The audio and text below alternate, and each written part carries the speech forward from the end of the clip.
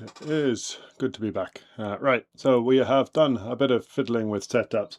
We do have a blind, so you'll hopefully not have any more light issues. But funnily enough, got the blind installed and there's still a gap down the side that light was coming in. So I've got the door closed on one side, the second side is open. So hopefully we don't drop frames that way. This setup is far from ideal, but it is what we've got at the minute. So what shall we have a look at today? I have not zoomed in.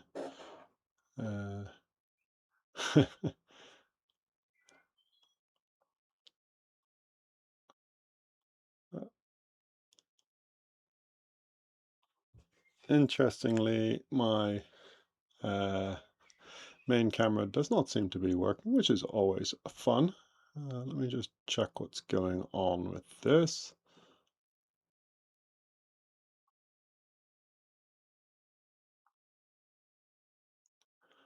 I fear I may have...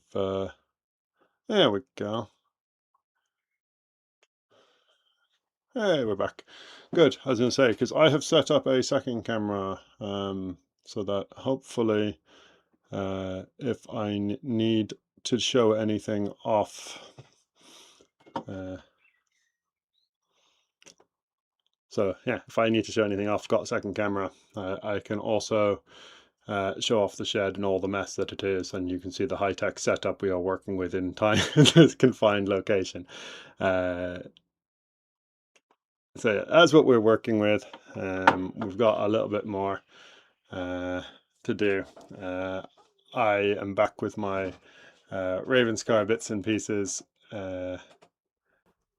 So we're going to continue doing what we were doing yesterday. I know we did a few Hildies yesterday. I've got something a little different. This is a Peronoceras. We will zoom in because otherwise you'll can't see it. And one of these days the zoom function will work properly. There it is.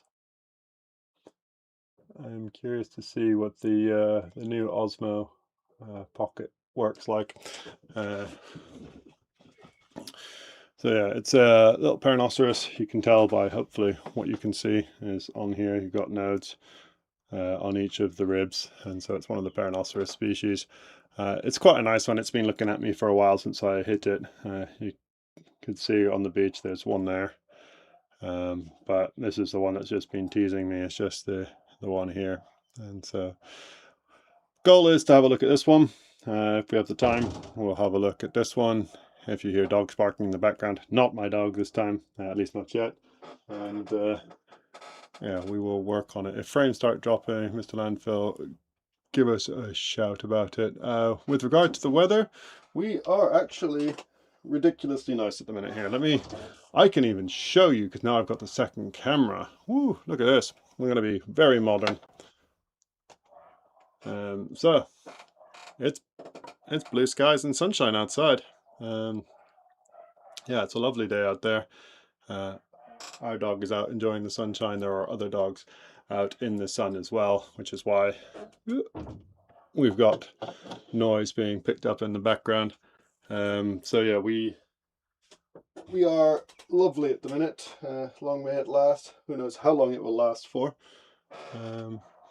But we've got what we've got, and we will enjoy it whilst we do, especially because the compressor and the air extraction uses up an awful lot of power, and our house is thankfully covered in some solar panels, which are providing me free prep time, which is my favorite sort of prep. So I don't have to worry about how much we're doing, and can run the extractor on full and feel happy about everything. So yeah, that's great. Anyway, enough of me babbling. Mr. Landfill, thanks as always for being here. You unfortunately get the job of being my tech dummy, and you can shout at me whenever I forget to unmute the the music or unmute the mic when I'm trying to talk into it. But we will work on things as always. So unfortunately now you get the music. If you're not fed up of it, I will start trying to find some more different ones. If people have particular requests for vibes, I might see if I can build a couple of different soundtracks, and then people can make the requests for them. Obviously it's going to be whatever is available on YouTube for free because I am not paying for my music. But yeah, if you've got any requests for sort of general vibes and music, I've got a sort of chilled but not too sleepy vibe, as what this playlist is supposed to be. But yeah, if you've got any preferences, we will have a look down the line.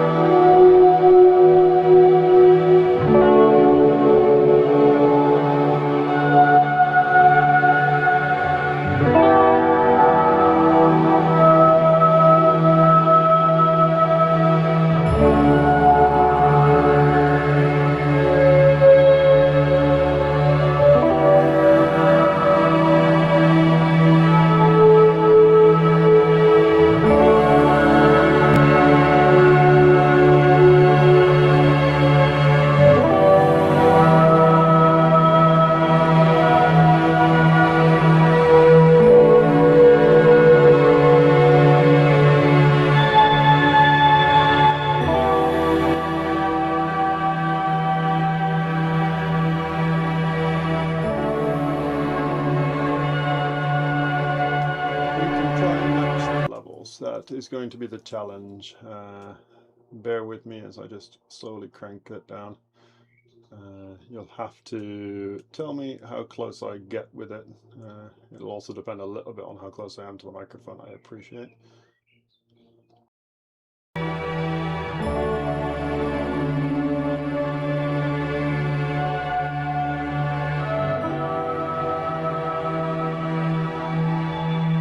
How are we doing with that? I'm hoping that if I get it appropriately leveled, that I might even be able to leave the music on whilst I talk, which would make life a little easier. Let's see if we can just drop everything I touch. Apologies for the music. Right, I'm going to drop it possibly too far. Alright, so how are we doing now? Because I'm hoping the music you can just about hear whilst I'm talking. That way I might not even need to worry too much about muting and unmuting the music.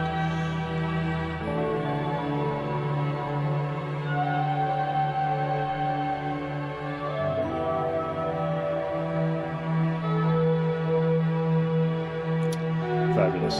That is even better then. I fiddle with things, put them back. Too far was perfect, was it? Right. How about there? I think it was. Is that working okay then?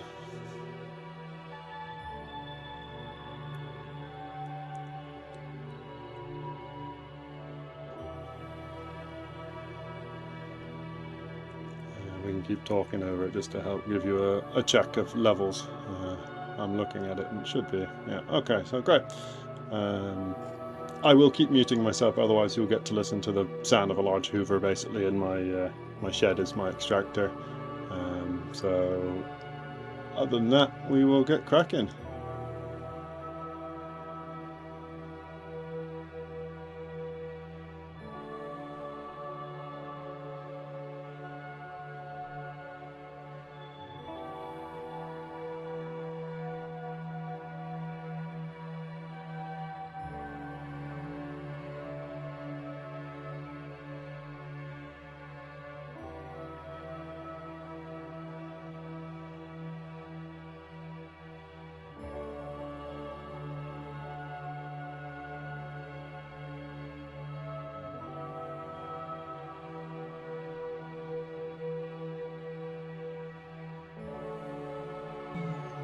Yeah, I'm glad it's working. If I can figure out my noise gate, I will try and figure out getting that on, and then I can hopefully leave the mic just live. But unfortunately, this is what you get if I don't. Which is not anyone's idea of a fun listen.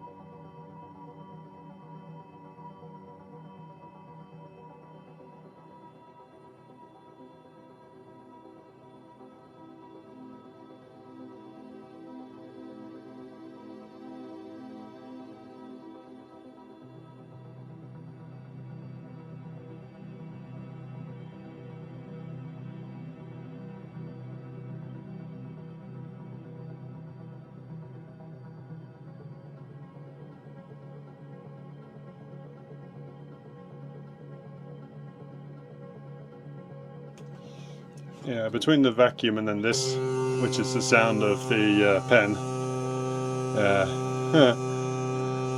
Oh yeah, say, yeah, Katie, the dental grinder. It'll be another level of actual hell. That I'm gonna have to ask a bunch of people for my birthday present in a couple of months, I think, because my Dremel, having just bought it, I think it's tough to justify another 200 quid for a new tool just to play with, unless it's an abrader that comes available for secondhand. But yeah, you'll all just have to bear with me making a lot of noise and having a lot of dust with my electrical tools until I get an air-powered dental grinder. Unless anyone happens to want to sponsor me, but no, let's get prepping.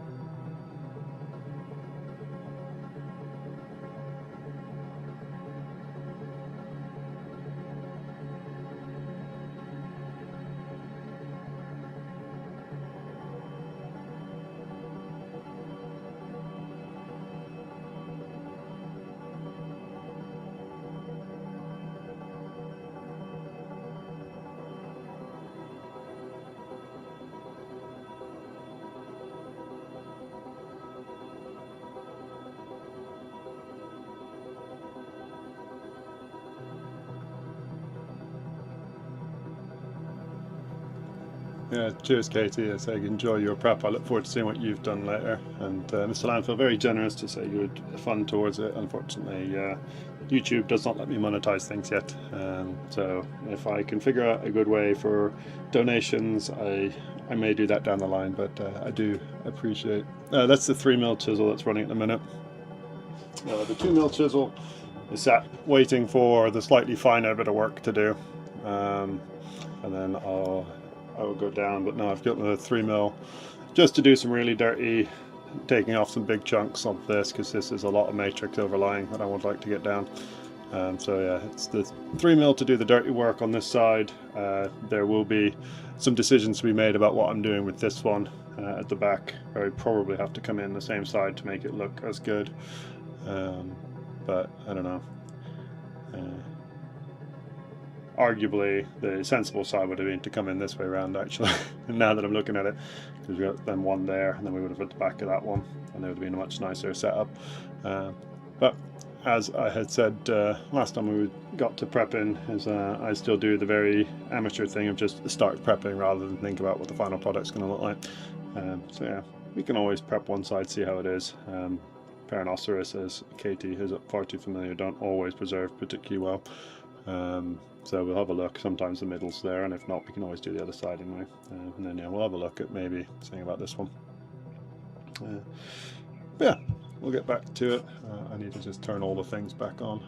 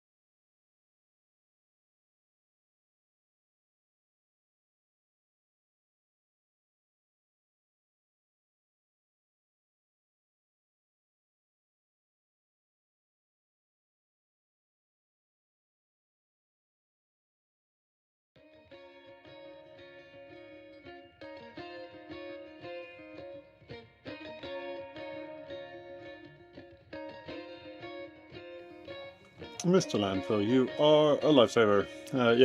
Turns out I'm incompetent and just put on a single one rather than the whole playlist. Oh man. I will get better at this, I promise. I keep saying it, I'm not, but I will get better. So we'll keep working on it.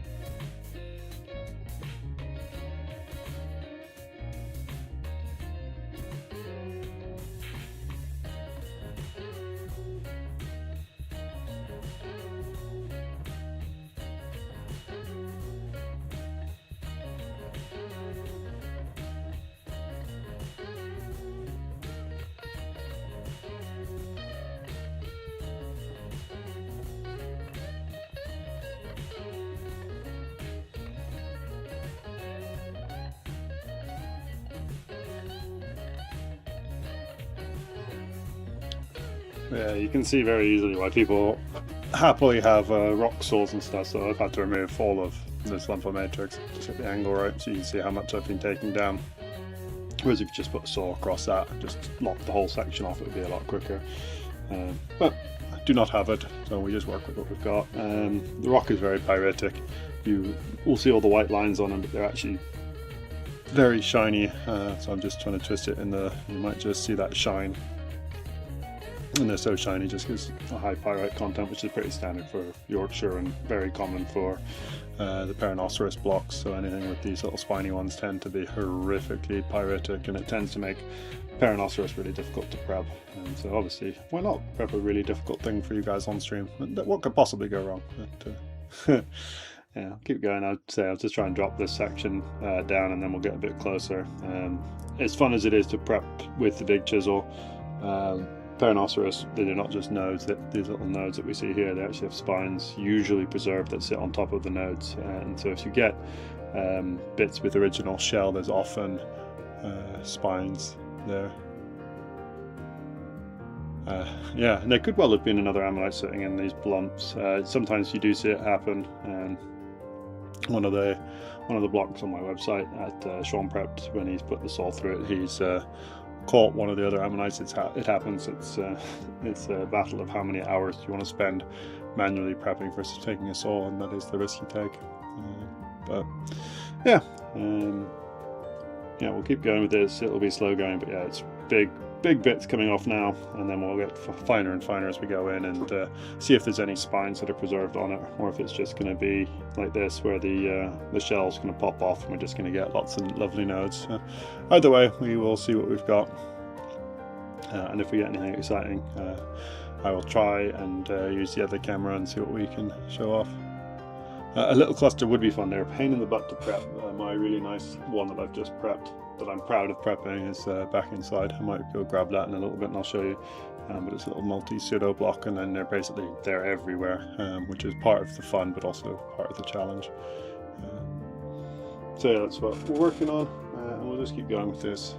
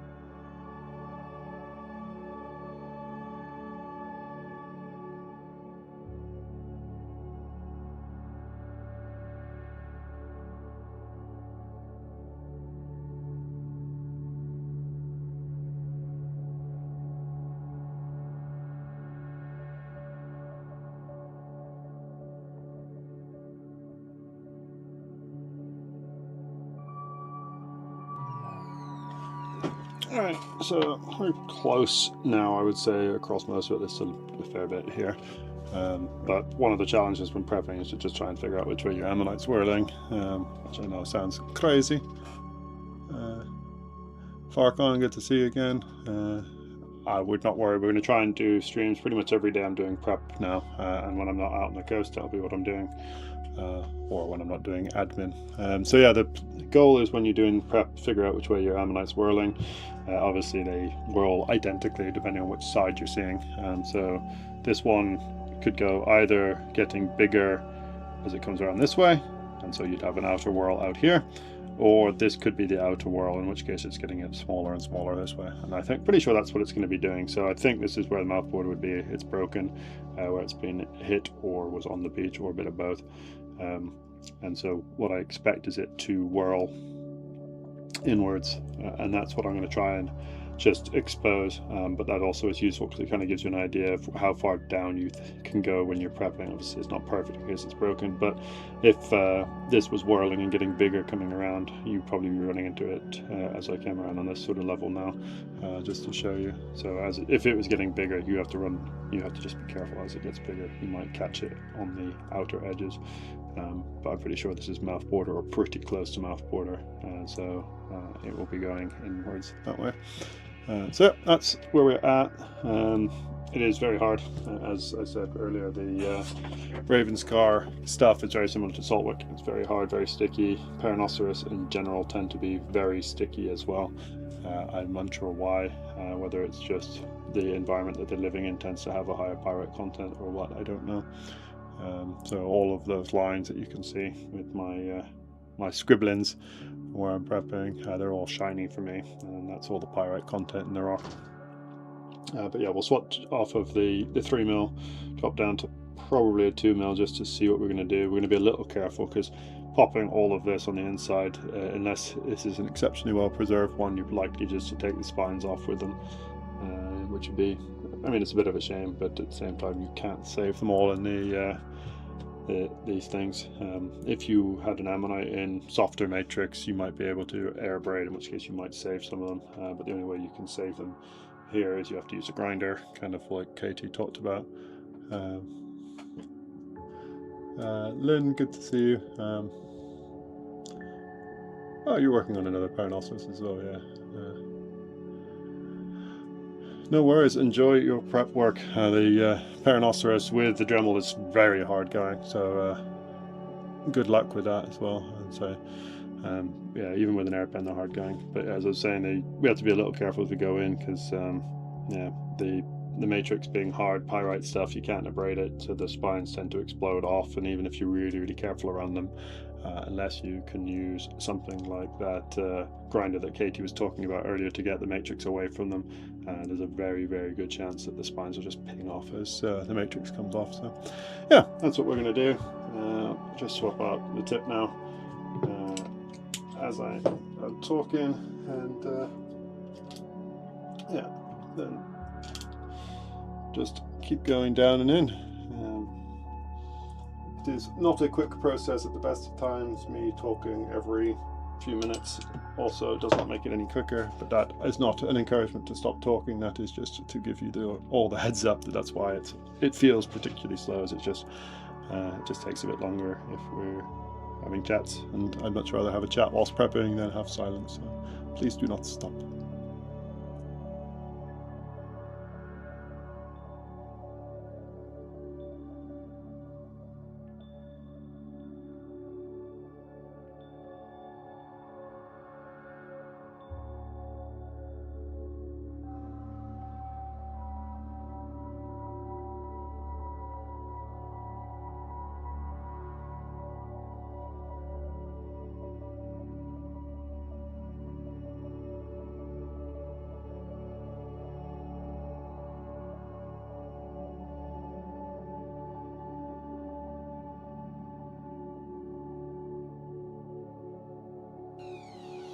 Hey Tom, you can see the Dremels, for all of their fun being really cheap and like 40 quid for the full setup, yeah, they just don't have the power and the precision, and it is hard going. When you got a block like this would already be like 2 hours worth of work with a a Dremel, and we're about 35 minutes in. So yeah, it's a big difference, and the power is it's huge, night and day. And if you can't ever afford to get an air tool because you're into it, well worth doing. So hopefully I can prove it to you by prepping it some quality. No guarantees, but hopefully.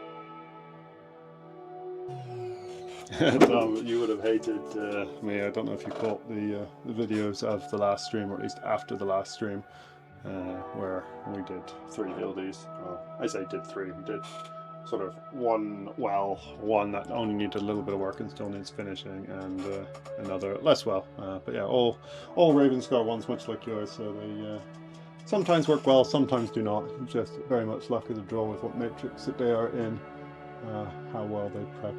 I don't even know where I put them. I thought they were just in my prep pile. But, here somewhere in this shed. The shed's got too much stuff in it.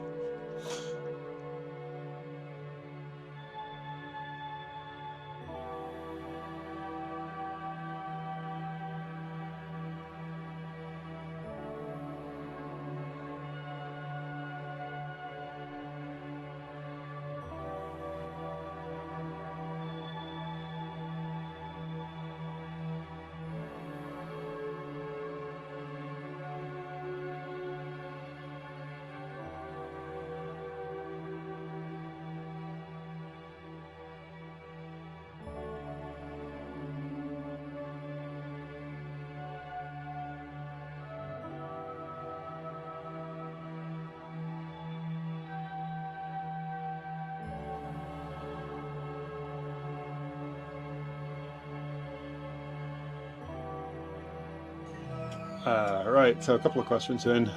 Is it worth the trip to Ravenscar? Tom may have an opinion on that.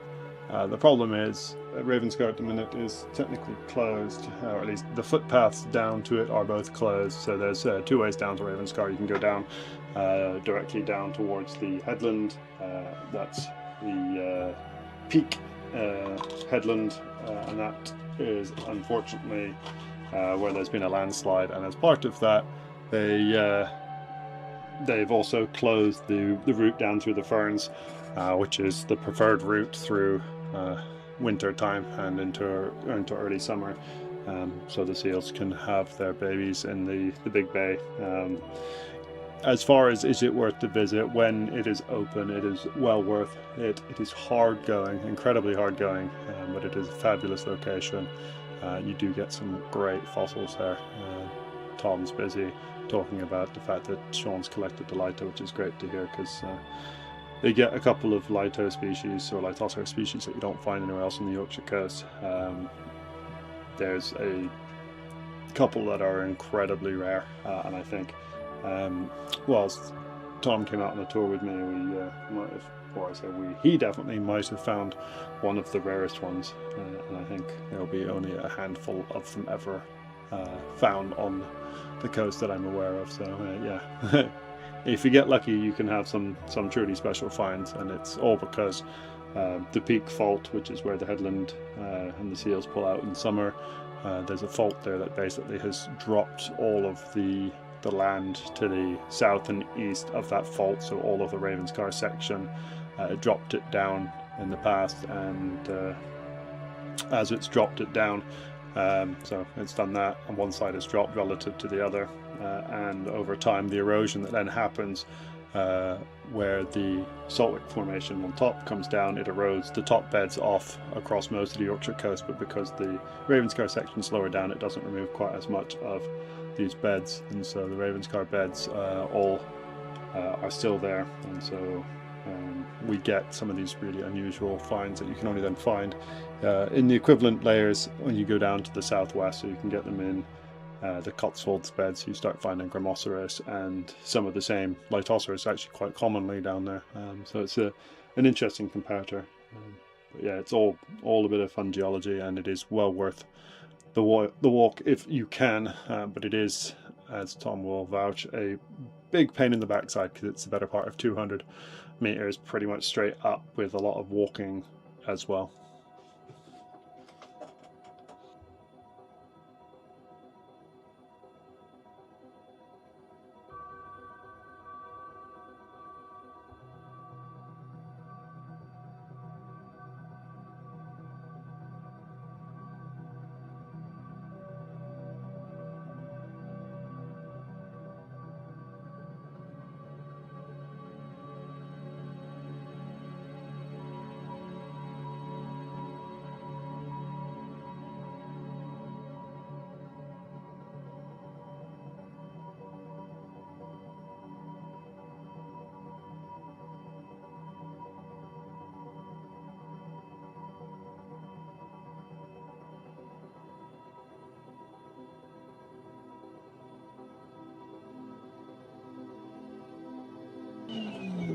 Yeah, so the Saltwick climb up it's not easy, but it's definitely not the hardest. It's especially if you got a bag of rock. Saltwick can be a hard climb, especially with the state of its stairs at the minute, because they're technically all closed as well. I know everyone's still using it, but they're technically also blocked off because of the erosion and the little slips that have happened where the steps are. But you're looking at maybe 150 meters worth of vertical there, and yeah, so you're basically double the amount of up you have to do to get the equivalent at Ravenscar. It's yeah, I think the biggest problem with Ravenscar as well is the fact that whenever you think you're just about done and you think you're just about to the top, there's another bit that just keeps going up, and so yeah, it's the walk that never stops, but the finds, if you get a good day, are very good down there.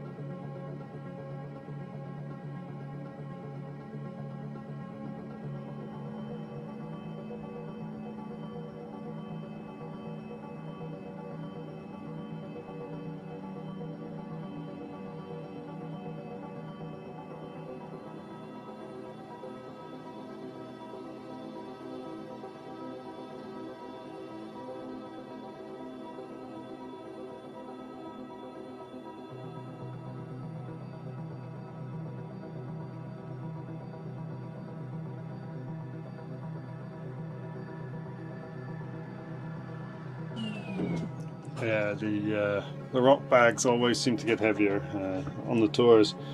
In general, I end up carrying most of the finds. Tom wouldn't let me carry his finds. I'm not terribly upset about that. I did carry the light up the hill, but he had the bag of rocks, and it's surprisingly hard work when you've got a bag of rocks, and then it gets even more ridiculous when you realise how many rocks you've got, and if you start picking up all the little bits that you would normally pick up in some locations, places like Ravenscar become ridiculous. Yeah, and thanks Tom for pointing it out. There is a series of videos showing all the different locations on the Yorkshire coast, or at least I say all of them, the main upper lias locations on the Yorkshire coast, and how to access everything. Equally, if anyone wants to come out and needs a tour, I'm happily doing tours and will help pick up everything. And in general, you will get all of my finds as well at the end of the day. There are some minor caveats, but yeah, if you ever want someone to take you down, have a look on my website. Hey, look, I can even do this properly. I've got business cards now. They've got scale bar. That's almost right. That should be 7 centimeters. It's about 7.2. It's gone a bit wonky, but yeah. So if you ever want to check out or a guide for any of the places on the coast, do check us out. Shameless plug.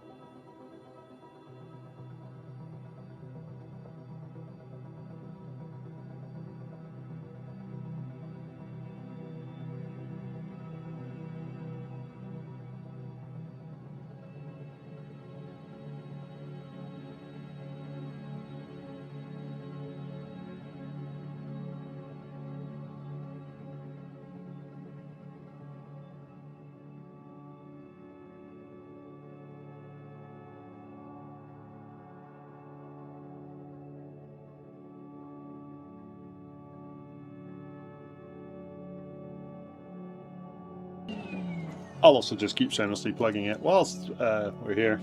Tours at the minute are only £100.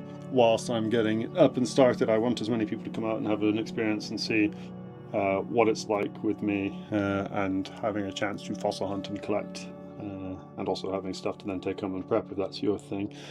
So yeah, do check us out. It's only £100 at the minute. Most other private tours on the coast are 200 plus. And my prices are likely to go up. I'm currently doing an intro offer, as I said, but yeah, that offer will go through probably to the end of May, but for any bookings through the year.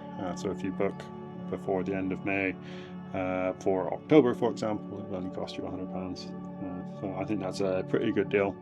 And you only have to pay £50 on the booking, and then there's £50 to pay at a later date. So I don't think that's an unreasonable price, and I don't think it's outrageously bad deal. Other people may disagree, but yeah. At the minute is a good time if you're thinking about it and you're not sure or don't want to spend too much money. Please do have a look on our website, cutfossils.com, and yeah, you can have a look if any of those dates appeal.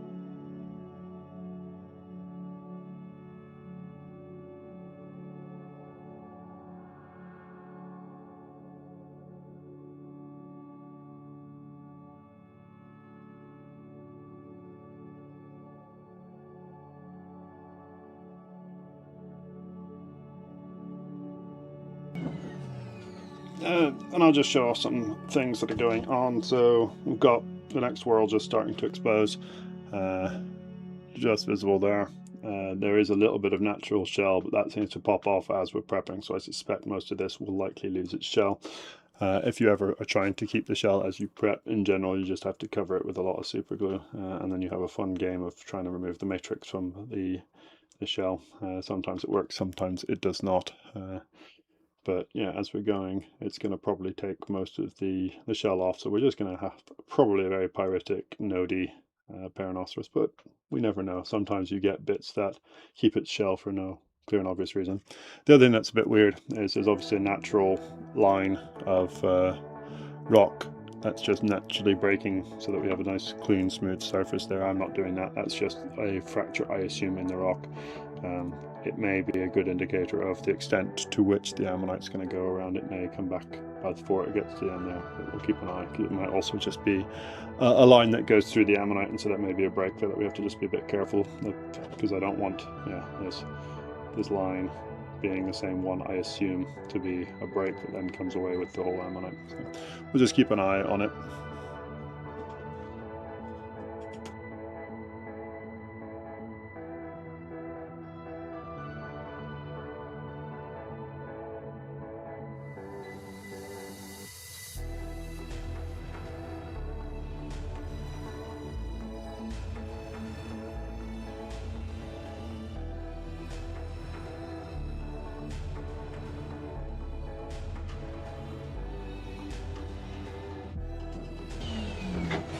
And as if on cue, yeah, just pop that little section off.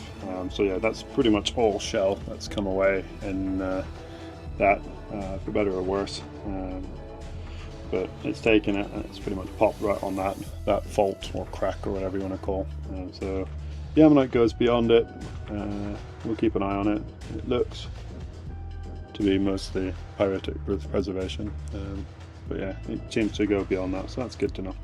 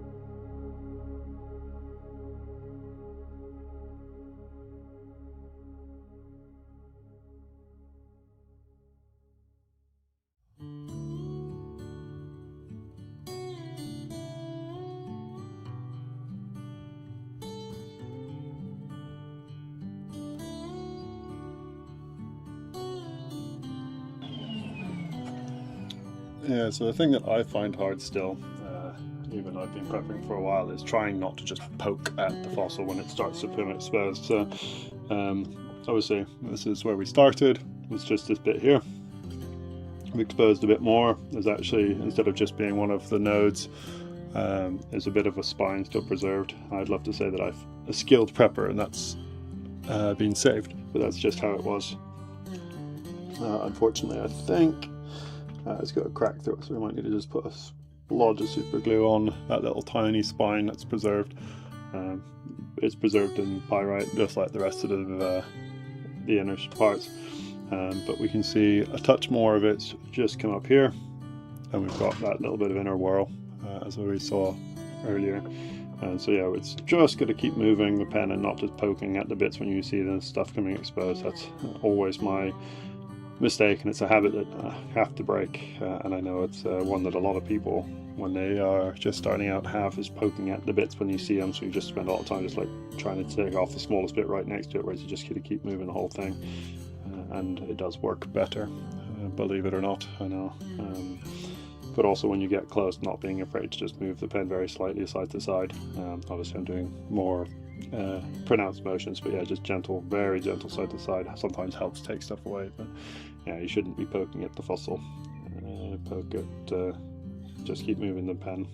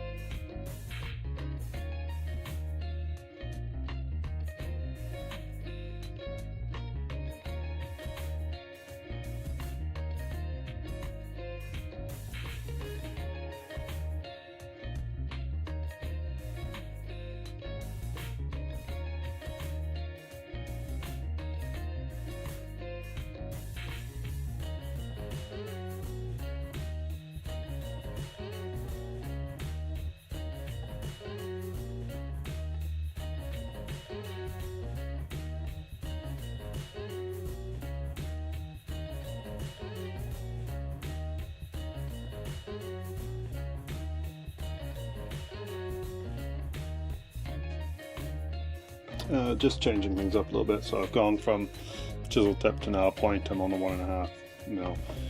So I got a little confused what's going on here. So this whirl that I've been chasing, which I thought was outer whirl, I thought this was mouth border. So that is whirling in as expected, but I've come into a section of shell down here, which might actually be a depressed section off of that.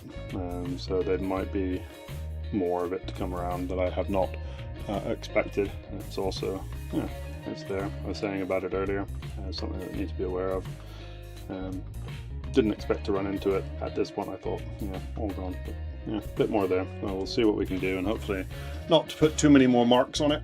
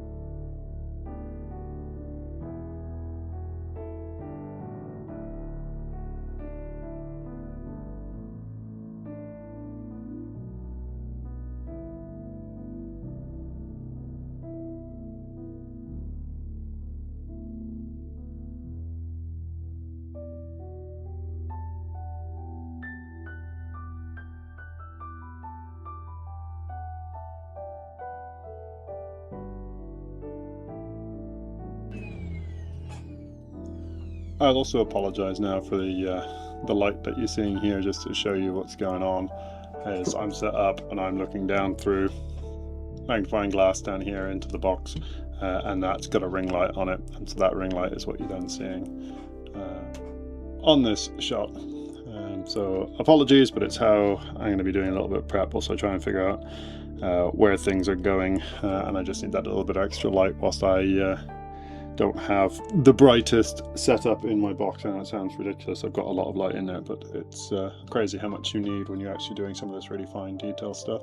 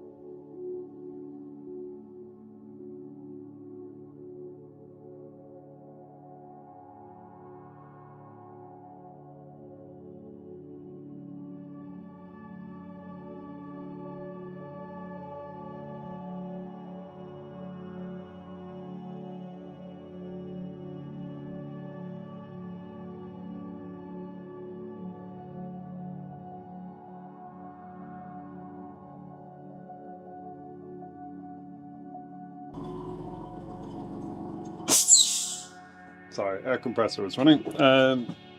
Yeah, it's going to get very slow going if I try and do all the outside edge, so I might just stop worrying about the outside edge for the minute. But so the bit we could see here, that's come around and is broken and is depressed and offset in quite an interesting way. So this comes down, it drops to this bit here, which comes around, and then there's this section here is broken relative to even that whirl. So there's a section that's come away here. So yeah, it's a bit messy.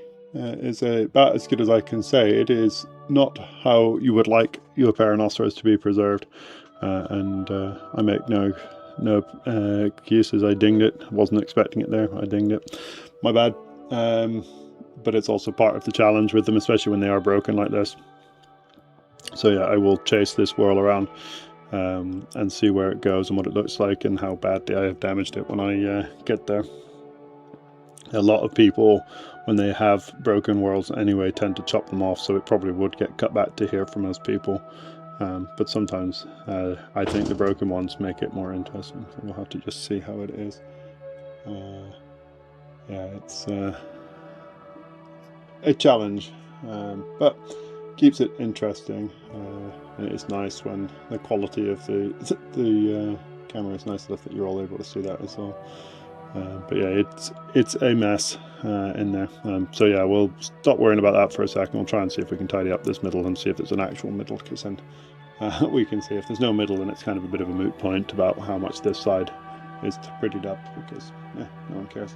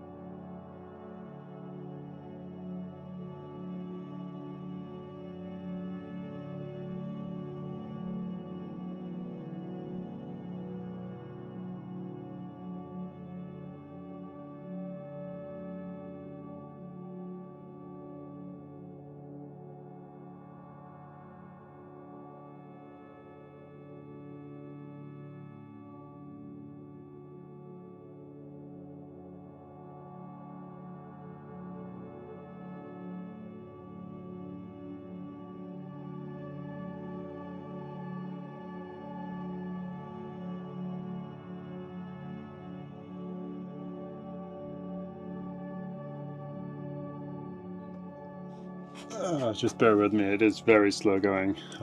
Hopefully you can just about see that.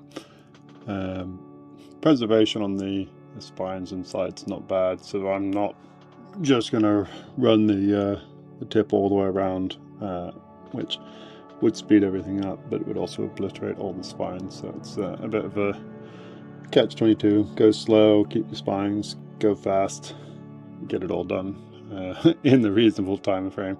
But yeah, so there's a couple of nice spines. The one there is actually quite nice, but it's still matrix next to it, so I have to make a decision. Oh, and I've just noticed at some point, because I didn't put super glue on it, that little spine that was there, that was quite nice, has popped off. It'll be in the box somewhere, but probably not worth trying to find.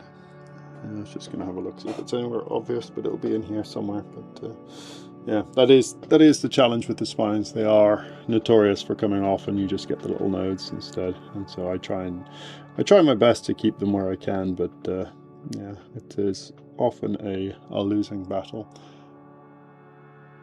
Yeah, it is very much slow and steady. It's the landfill. It's not going to be the prettiest example by any stretch of the imagination, but yeah, we'll just keep going. I'm not in a rush to get it done. Apologies if all of you are getting bored with watching me do the same thing, but hopefully you can just get yourself a podcast or something else and listen to that whilst it's going on in the background. I will not be offended if you'd much rather listen to that than the music vibes that we've got going on here.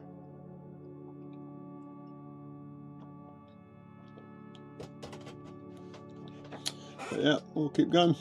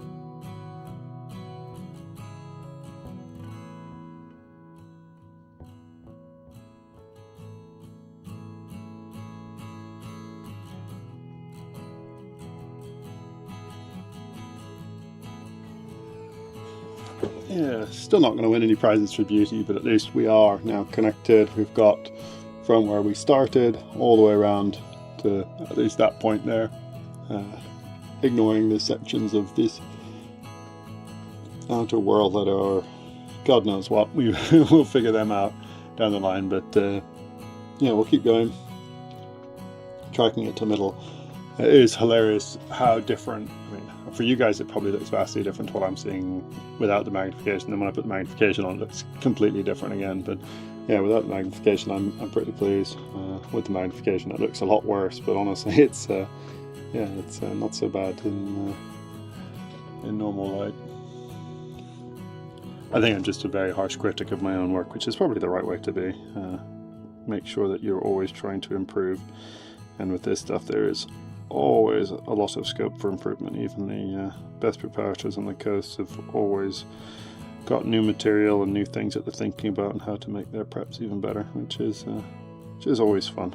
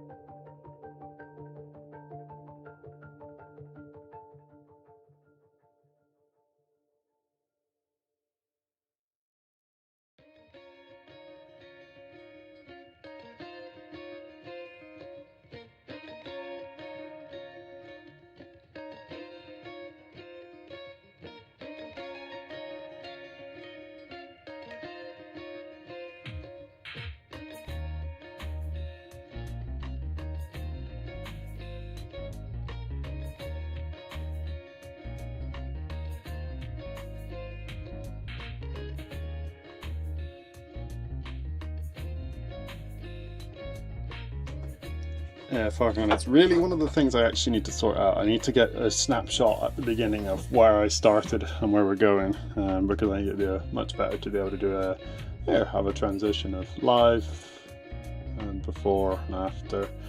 But it is the joys of it, as you say, the live, being able to just flick back and forth and see where we started, where we're at now. It's looking pretty good actually, the middle so far. Not to jinx it, it seems to be reasonably well preserved.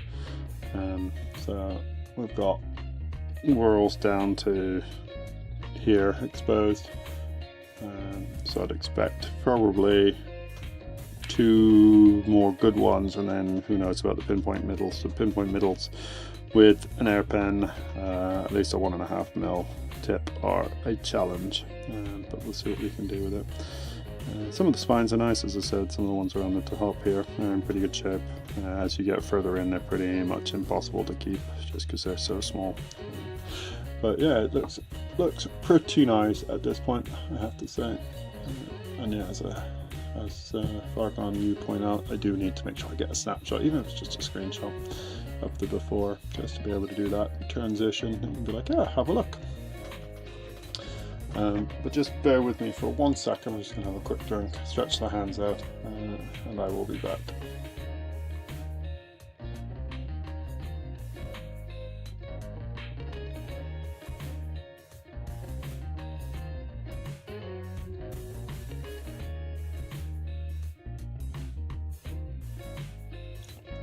Yeah, I love a good deck too. This is not a deck though, this is a Peronoceras, so I've been working on it. And the giveaway, I keep talking about spines, that's one of the giveaways, but if you can just about see all the way around the nodes. Yeah, definitely not a standard deck. This is a Peronoceras.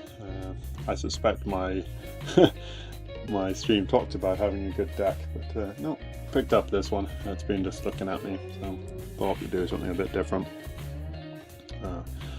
If it all goes to plan, we might have just a quick look at what this one is, because another one on the back, and this one may well be a deck. I cannot see any nodes on it. Tough to say for sure.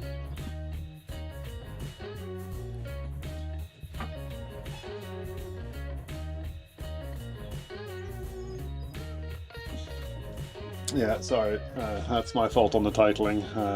Yeah, I did it at the time going, we'll do some decks, but yeah, I've got a box. Yeah, let me transition you to the other camera, which is getting quite warm sat here. So we've got a box of fossils. I mean, I've got multiple boxes of fossils, but this box is the one I'm currently just working down and through. And so it's grabbing something out of it. And this was the one that I was looking at as well to do, and this one does look like it's a good deck. And so there are a few in there that I thought about doing. Some will take longer than others. This pile nearest to the computer are all the ones that need finishing off. The one that I'm really gonna get done at some point is this one. It's the one that I am proud of getting to this point, but there's a lot of work still to do with the multi-Dremel, because they're in every direction and there's loads of them on it. Yeah, lots of them to still do, lots of things to go. Title will get updated down the line so that it actually matches that this Peronoceras and not deck. Yeah.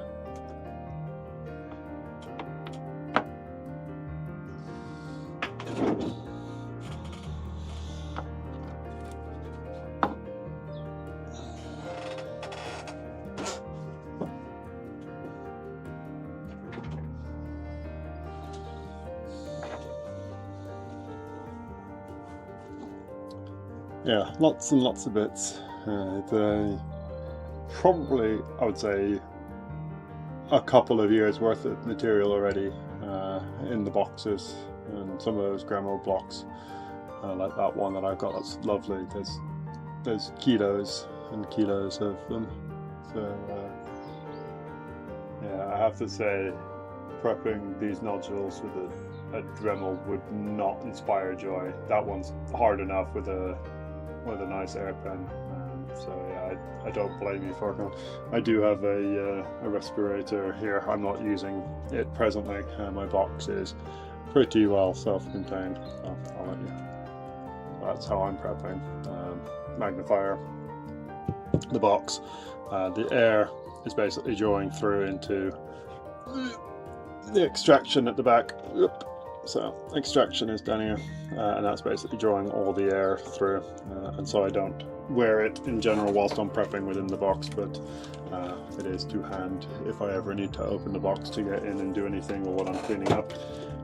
Magnification, I've also got extra level magnification if I need it, but I find it really difficult to find enough lighting for it. And again, this is an issue I have, or an ongoing issue I have, that I might even light up the edges of the box rather than just the sides, which is what is lit at the minute, just to see if I can get like the perimeter of the glass lit, just to get a bit more. Yeah, Farcon, if you can, it makes a huge difference. I started with the intro level stuff. The intro level stuff. The Maya is the entry level now, or one of the entry level. It's the standard one for Zoic. Their entry level, I think it's a trial about now. So it's yeah, a huge cost upgrade. I appreciate. You can buy secondhand compressors. I bought all of my kit straight from Zoic initially, and it was like £600 outlay to start with. Is a lot of money, and then getting the box plus the extractor, and then get a couple of different tips, you're an extra couple hundred there, and then I upgraded my compressor to, I've got a 100-litre compressor sat underneath one of my tables. It's a lot of money, and I don't pretend it's a cheap thing to do, but if you're into it, it's night and day the difference between this and the Dremel. It is just such a difference, not just power and noise, but also the comfort when you're prepping, the fact it doesn't vibrate anywhere near as much, doesn't get hot because it's actually blowing out cold air. Yeah, it's night and day difference, honestly, and the quality of what you prep is just, it's so much better. But that is just how it goes. It takes a bit of getting used to equally because of the power difference.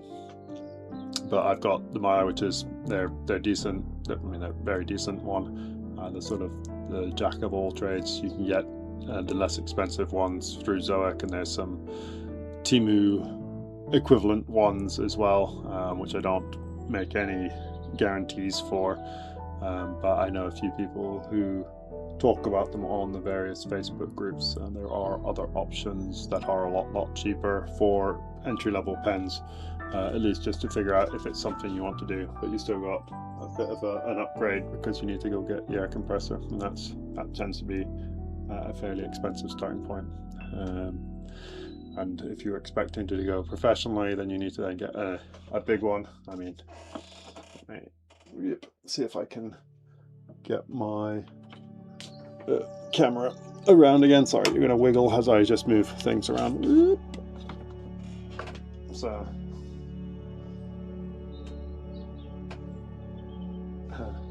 yeah, so I've got a 100-litre Hyundai silent, and it is relatively quiet when it's running. It's not silent, but it's a lot quieter than my air compressor, which is an M level Hoover with 2 different HEPA filters in it. So keeping the dust levels down is a big deal, and keeping everyone's lungs safe should be a big deal, as you were saying as well. If you've tried toothpicks, they are very slow. I would not be surprised. But yeah, as you go up, it does become a very different endeavor and a very different set of money. So I've got the 100-litre because it then only needs to run a couple of times in the like 2 hours that I'm going to be running. It'll also be able to do air abrasion when I get an air abrader, and that was a big consideration. But it's also why I started with only a 25-litre, because that's all I needed for doing it. But in my shed, it was kicking in regularly and causing a lot of vibration, so that wasn't ideal for what I was needing, so upgraded. But I was also fortunate that I was working in a job that had the money and the funds to be able to do it. So yeah, I've had a nice little break. Thanks for chucking comments and stuff that allow me to just have a chat about stuff that isn't just, yeah, have a look at this ammonite that I'm prepping. So thank you for that, both of you. We will get back to this, see if I can get down to mid for this little break, and then yeah, see where we're at and time wise, because I probably need to finish up in 45 minutes or so, so I can tidy myself up and I'll have to pick up my son from childcare, and then sort out his dinner and all the rest. So yeah, we'll see what we can do in the next 45 minutes, but I'm hopeful that the middle will be done in the next 10 or so, and then see what we want to do.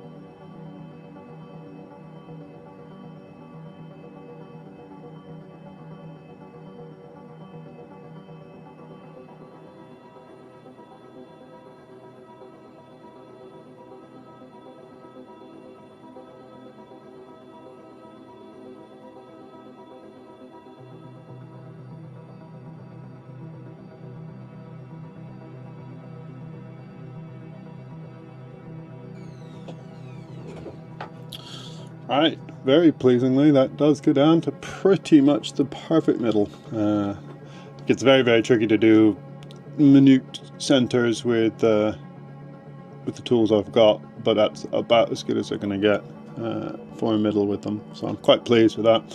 Nice that it's preserved. I know poor Katie had a gorgeous Peronoceras that had no middle not that long ago that I got to see. So yeah, I might have a quick look at seeing if we can figure out what the heck's going on with this broken whirl here, and see if this is worth trying to salvage at all for its interest or any amount of damage that I've done to it. So yeah, that's quite nice. We will not be getting this completely finished today on stream, so I'm not worried about the fact that this is going to remain rough. I actually regret not taking this down further. I thought this would be far enough, but you know, this edge, as you can see, that ended up getting in the way when I was prepping. So yeah, I needed to drop this all that much further. So we might just get the big one out, try and prep some of this down, and start having a look at making that just a bit tidier without finishing it, and then see what's going on with this.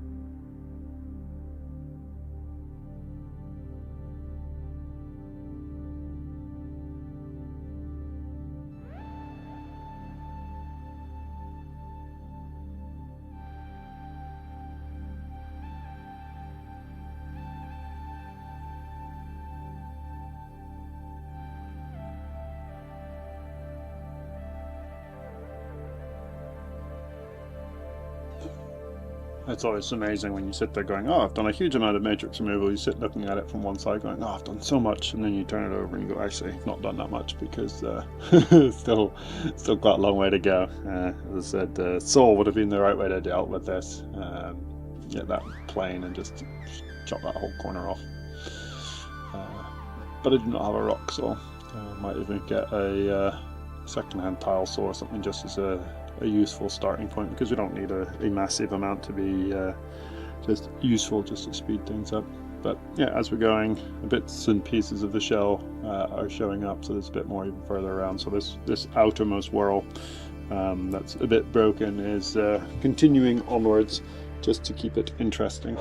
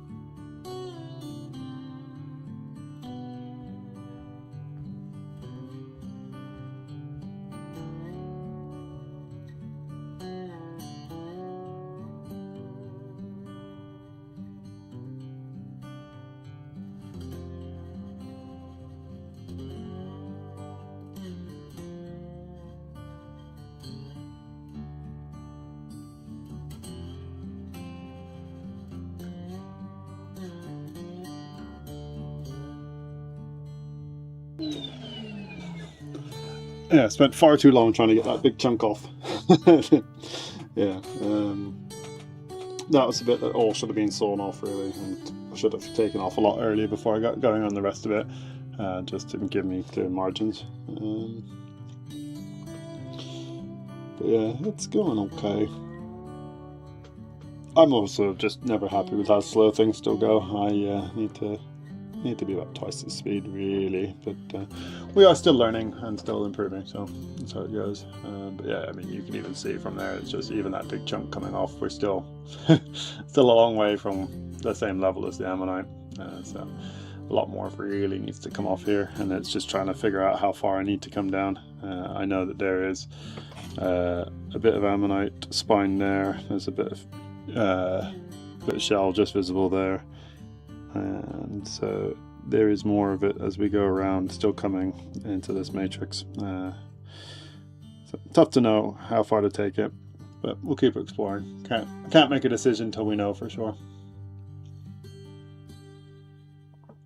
Yeah, in the landfill, that's what I'm likely to do, is get a tile saw, probably a second-hand one. That doesn't need to be a fancy one. I would rather a lapidary saw, which is a whole other discussion. So the lapidary saws, or at least the lapidary slab saws, which is the ones that I would ideally want, they're all running like 500 quid, and only like 2 people actually seem to make them in the UK. Lots of people do them in the States, but not very many people seem to do them in the UK for whatever reason. Presumably the market is just not there. But they work a lot better, they're more precise than a tile saw, so you generally want a lapidary saw over a tile saw, but if you've got no other option, a tile saw will work, and that is what I will be likely working towards getting next. That and an aerabrator. This is the decision of like all the extra equipment you can improve and where your biggest improvement's going to be. And so yes, I would love the dental grinder, because it will be an improvement over the Dremel, which I have, which does great grinding. I've also got a thinner attachment that goes on it, which will make life a little easier, but I've got something that will work over the dental grinder. So yeah, the grinder will improve it, but I've already got something that will function, whereas something like the tile saw, I don't have anything like it other than just time with the air pens, and I can do it, it takes plenty of time, but yeah. So yeah, tile saw will be one, and then the abrader just to help just do those little bits of matrix that I can't do cleanly with a pen, will also make a big difference. But it's just trying to decide with the limited funds I have what is best to invest in, and that is part of the challenge.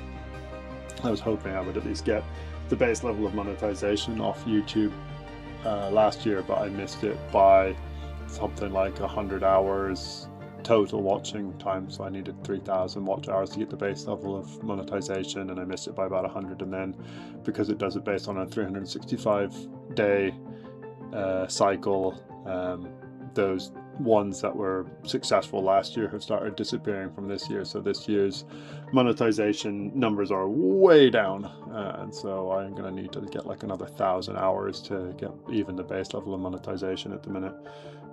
But as I'm hopefully going to get out onto the coast a bit more frequently, even if it's just for some shorts, need to then crack on with some more of that. But equally, I'm hoping just doing this will help pick it up, so raising the base level per week from like 1 or 2 hours for weeks where I don't release a fossil hunt, putting out one of these videos and you guys all being here makes a huge difference, because I mean, we're getting, so even for you alone as the landfill, you're giving me, what's that, 2 hours of watch time on your own. Any extra people will give me an extra 2 hours, and that all adds up very quickly, and then each per the number of days.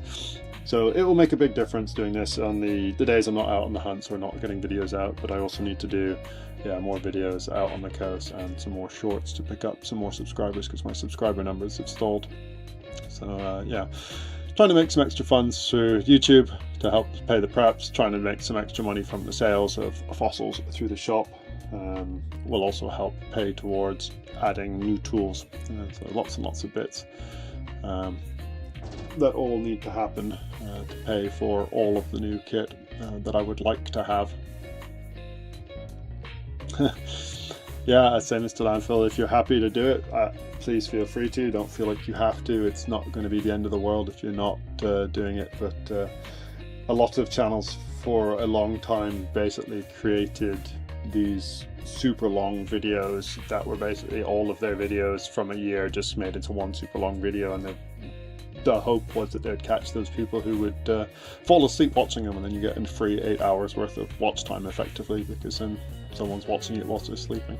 So yeah, I'd say if you want to do it, feel free to. I'm not going to say you should, but if you want to, you are more than welcome, and I will appreciate it. Because yeah, it will eventually help, but we are also so far off that I would need about 50 people to do it for every single one of my videos for the channel, and then we might get close. But yeah, I think the bigger one is just trying to get some new subs, because we've stalled out at, what are we at, 1,100 subs. I need to pick them up. But yeah, I'm going to do a little bit with the fine tip just to try and expose a little bit more of this, and then I will wrap it up.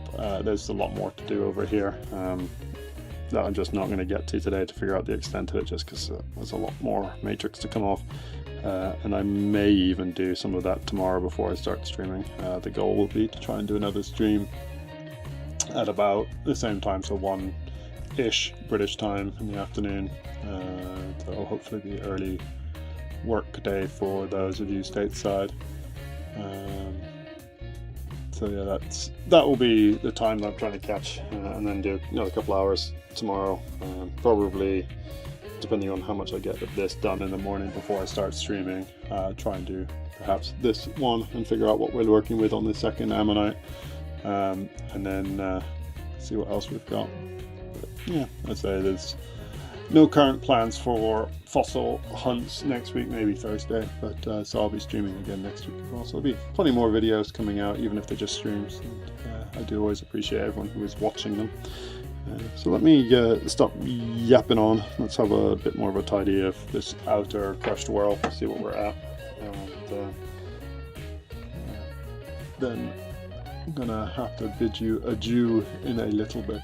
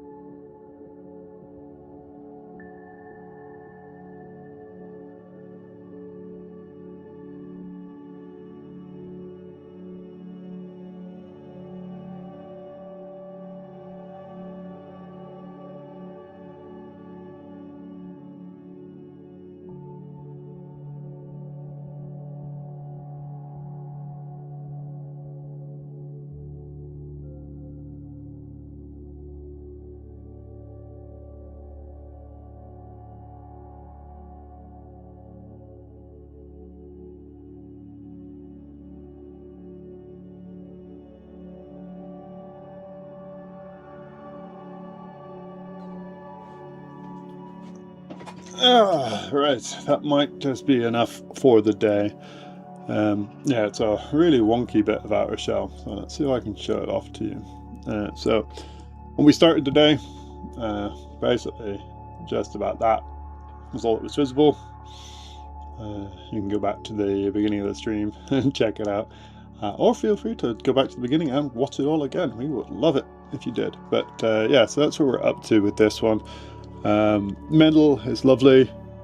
The whirl from this bit inwards is lovely. I thought this might be the end, but in fact it's broken and continues, and there's such a level of mess in here that we'll have a bit of fun still exploring it. I think this is the end of it here, where I've kind of done a little wiggle just to check, but in fact it's even got what looks like the line of the shell here, which I think will be sort of the middle of the keel and then onto the other side.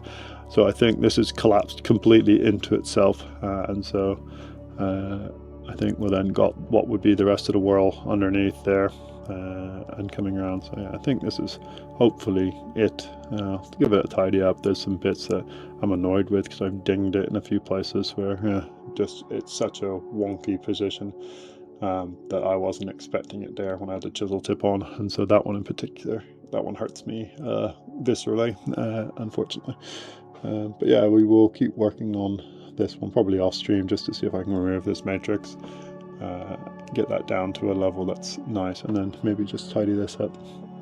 And then yeah, should be back tomorrow. I'd like to see what this thing is. Probably just a deck, but it might be a Peronoceras, and then I might actually be able to make my stream title line up to what I said. Give me 1 second. I might just give this a quick rinse, and then we can have a look at what it looks like before I fully disappear. Just bear with.